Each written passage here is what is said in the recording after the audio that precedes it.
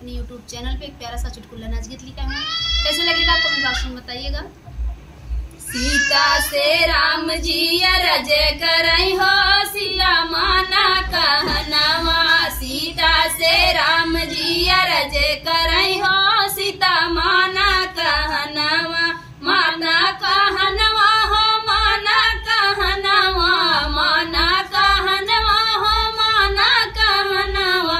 सीता से राम जी अरज करई हो सिला माना कहनवा। सीता से राम जी अरज करई हो सिला माना कहनवा।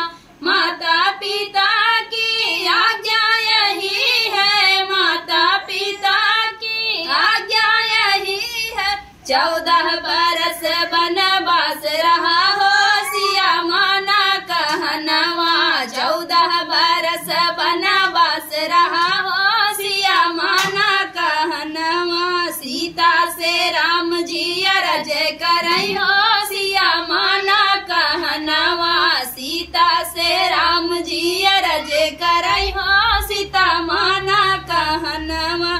बनवा में जाबू ता देव दुखी होई है। बनवा में जाबू ता देव दुखी होई है। बहुत ही बाटे ने दुश्मनवा हो सिया माना कहनवा। बहुत ही बाटे दुश्मनवा हो सिया माना कहनवा। राम जी से सीता से राम जी अरज करई हो सिया माना कहनवा। सीता से राम जी अरज करई हो सिया माना कहनवा। आज्ञा जमान भाई सुख कर बियू। आज्ञा जमन बियूता भाई सुख कर बियू। आज्ञा के पालन हम करबई हो सिया माना कहनवा। आज्ञा के पालन हम करबई हो सिया माना कहनवा।